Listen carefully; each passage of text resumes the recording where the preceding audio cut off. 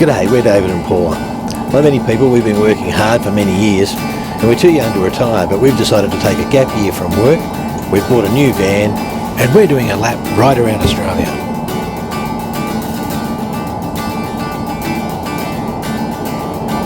Hey, g'day. G'day. So, we're leaving Geraldton. Again. For the third time. So as you would have seen, we had some car problems. We're in Exmouth.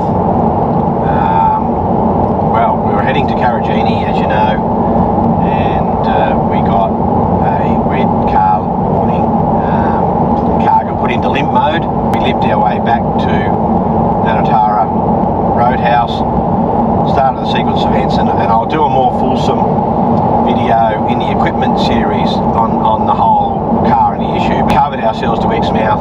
The car got towed back to Geraldton, and they found that there was a kink in the vacuum harness for the turbos. The codes were all turbo related, and so they replaced that, tested it all, said that it was okay. So anyway, so we got our car back, went out to the Ningaloo coast, so out in Cape Range National Park. Had a good 5 days there. We should have had 7, but because of the car delays, we lost 2 of our nights at Osprey Campground. And then we were on our way out to head north, to head to Broome, to head to Cape Levit and Pender Bay and a few other things like that before we did the Gibb River Road. And got 75 kilometres out of Exmouth, and it happened again. We spent a night beside the road. Again, the Whites team did the full recovery this time back to Geraldton, and they picked us up. And they even brought a car back, brought a car up with them on the tilt tray, so that we had a more comfortable drive back. And then we drove the 750 kilometres back to Geraldton, and they put the car on a tilt bed.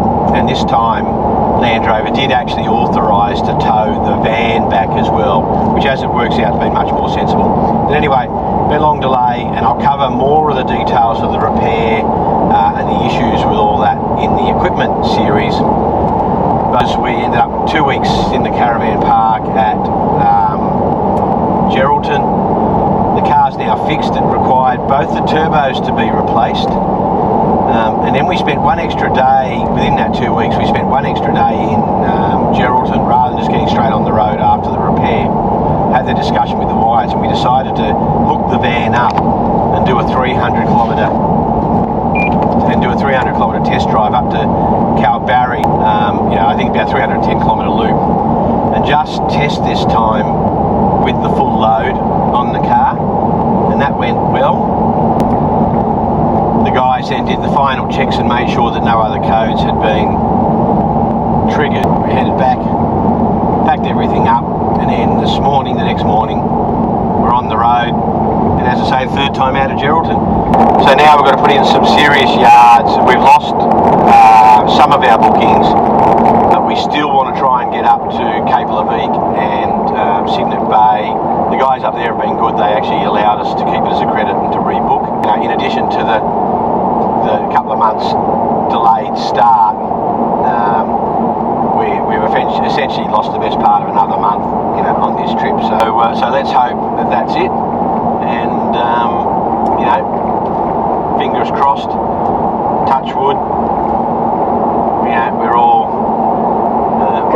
back on the road and good to go. we had a bit of a scare yesterday on the way back, didn't we? We did. That was a funny one. Yes.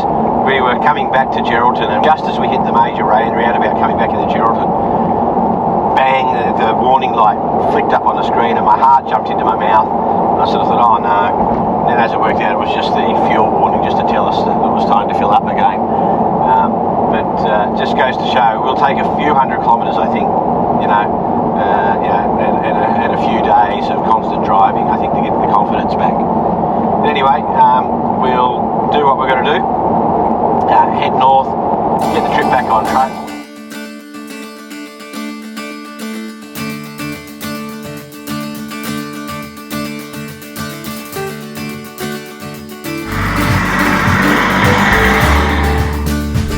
This is just absolutely insane.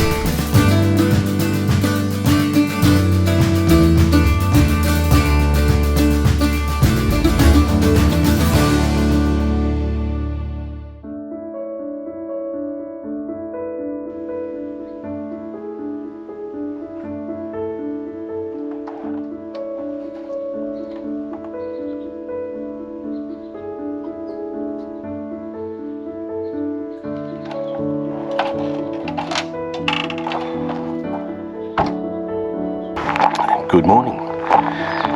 Oh, it's overcast morning.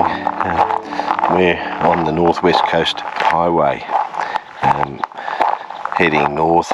So we're now essentially level with Exmouth. So we're about to go to the Nanatara Roadhouse, and we'll stop for some coffee and breakfast there. And that's where essentially we had to turn around for the first time last time when we had the car problems. So after that we'll be as far north as we've managed to get, and hopefully everything's on track. We had a good run up yesterday, and so we've stopped at the Linden River East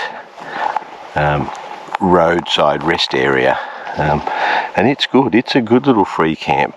You're only allowed to stay here for 24 hours, but it wasn't very busy. I think there was about 4, maybe 5 vans spread around last night. There's loos. They're composting loos. They're fine. It's all quite sort of clean. A little bit of rubbish around. It really annoys me. You know, and I know it annoys so many people, but still, some people just keep doing it.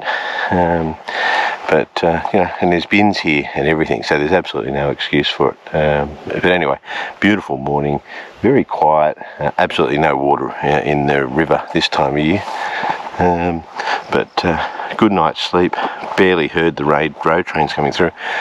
So we'll pack up. We haven't got much to pack up, we've stayed hitched. Just tidy up, get on the road.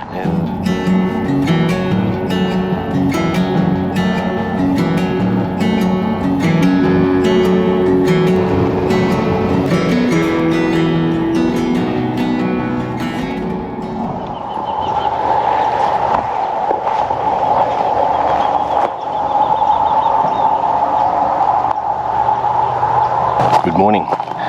We're working our way up towards Broome, just trying to catch up some time. So we're going to have another full day on the road, but in another free camp, and this one's a ripper. This one's at the Yule River, so south of Port Hedland, and it's a dry riverbed sort of adjacent area. I think this one's actually on private property, but it's a public rest stop. There's no facilities here. You got to be self-contained, but yeah, just lots of good spaced out sites. And there's a few more. You might just be able to see a van. A few more small camper trailer or van type sites just tucked in amongst the trees of the river. So when it gets a bit warmer, there's a bit of shade in around here. We didn't need the shade, it's been overcast and just a little bit drizzly. So we just sort of wanted a good flat spot that we could easily get into and out of. But yeah, Yule River, good spot. Now, one little negative, and it happens everywhere. What is it with people actually wanting to have multiple different fire pits? I don't get it. So one of the things with this site here is that just everywhere, 3, all about 1.5 meters from each other. I've got absolutely no idea. Maybe it's territorial. Maybe people have got to do little spots. I don't know. Mark out their territory or something. But just sort of crazy, and it does look ugly, and it's absolutely unnecessary. So guys, you know, if there's a fire pit there, just use the fire pit area that somebody else has already established. But anyway, put something in the comments. There must be a reason why people do it, but I don't understand it. But that's one of the small negatives. The only other thing with this site is that livestock do come in and around through here, so you've got to come in through a gate to get here. So you can just hear the road noise, well, about 100 metres off the road.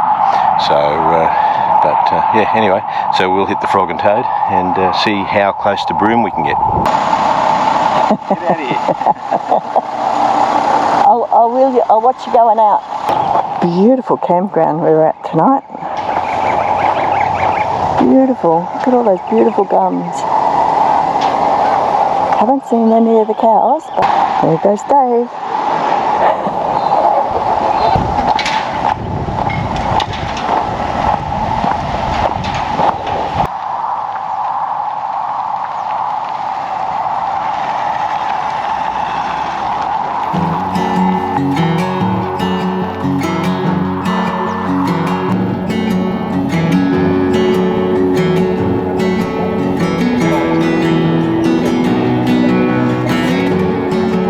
And 2 perfect days of driving. We had a sort of wild tailwind on 2 days, so it was actually quite pleasant. Today the winds come around, so between a few uphill sections and some more headwind, our fuel economy is sort of a bit shot to bits today, but anyway, it is what it is. But the road's in good condition, isn't it? Oh, the road's in very good condition. We've just passed the Pardue station and the Pardue Roadhouse. It got smashed in the cyclones last season, so it's still a mess. Still seems to be a few people camped there, but there's no fuel, there's no roadhouse. So anyway, we weren't going to stop there anyway. We had enough fuel out of Port Hedland, and we'll refuel at Sandfire. Anyway, we'll let you know where we stop. See ya.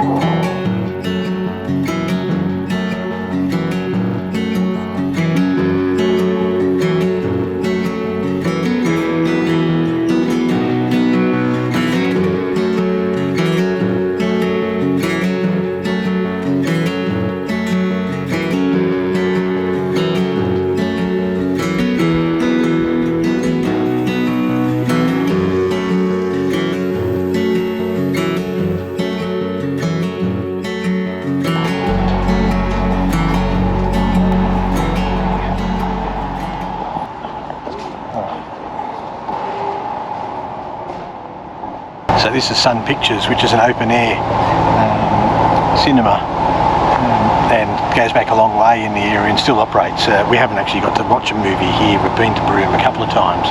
We've been here to have a look, but never got to watch a movie. So anyway, it's well worth coming to have a look.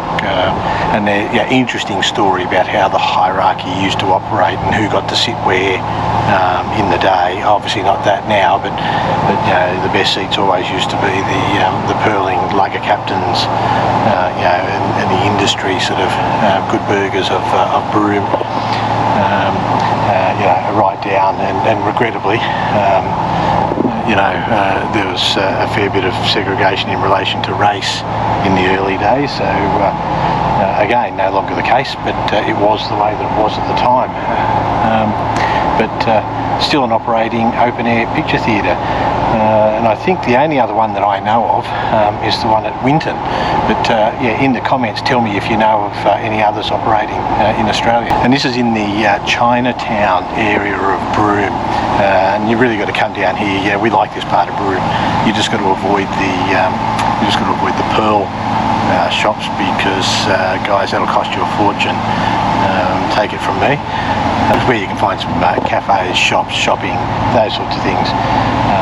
And of course there's a couple of sort of mall type areas that you can do your groceries and all those sorts of things. But anyway, we're not staying around, but we thought we'd just get some footage.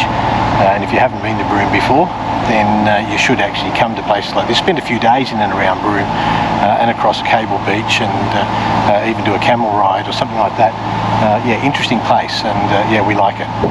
But because we've been before, and this trip is as much about trying to find some of the other experiences and go to places we hadn't been before, we didn't plan to stay here for very long, other than just to do some administration on the way through. Yeah, so we had to stop in here. We didn't actually buy any. Oh, well, you bought a chain, didn't you? I bought a necklace. But yes. Paula dropped off something that she bought 6 years ago. Yeah. How long ago did you buy it? 5, 6 years ago. Yeah, when we were up in Broome last time. the bracelet broke, the neoprene bracelet broke. Yes, they fixed it for me free of charge. Yeah, Really so good. we saw the lights on, thought we'd drop in. So for the guys, that's the best sort of pearl shopping.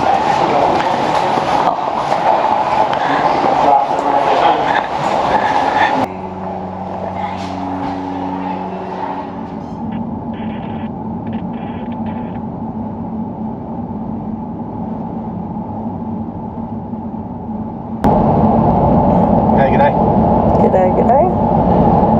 Where are we going? Cygnet Bay Pearl Farm. The Cygnet Bay Pearl Farm. So we're on the Cape Levit Road, which is now sealed all the way through. So it's been a busy few days. We sort of covered 2,000 kilometres in a few days, coming up from Geraldton, and got up to Broome, and we stayed at the Roebuck Plains Roadhouse because there was no accommodation for just overnight accommodation in Broome.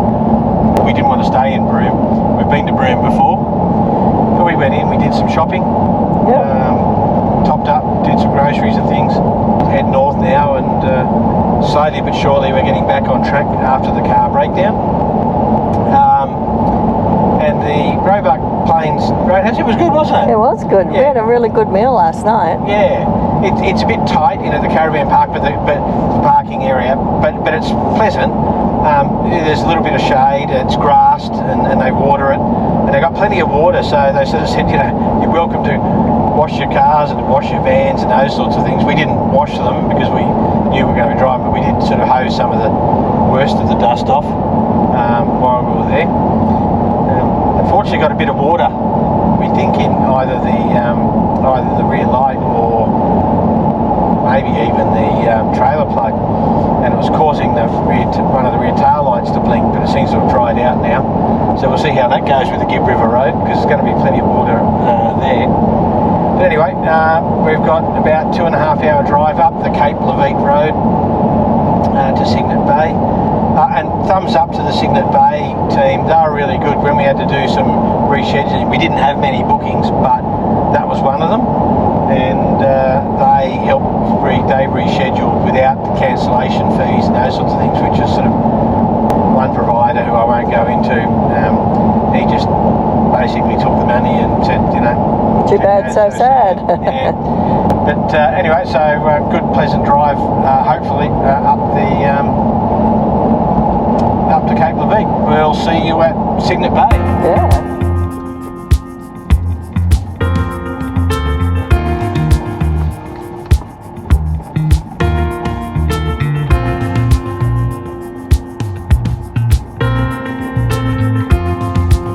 After 300 meters, you will reach your destination.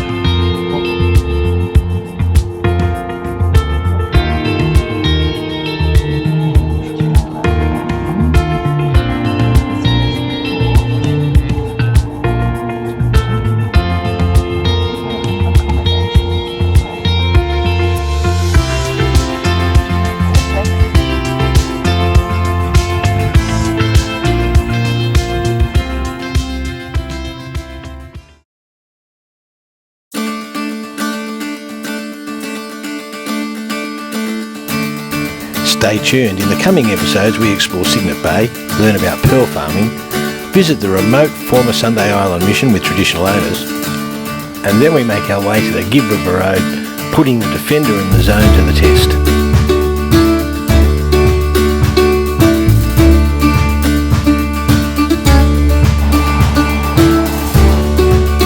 And we're so happy to be back on the road that we've added a few extra preview scenes.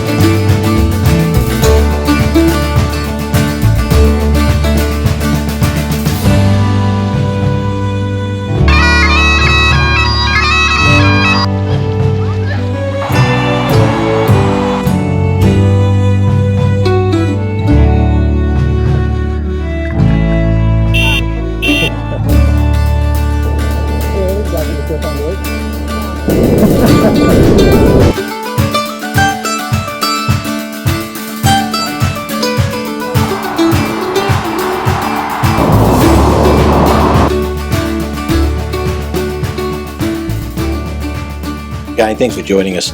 Please don't forget to like and subscribe, and remember, 100% of our YouTube advertising revenue goes to charity.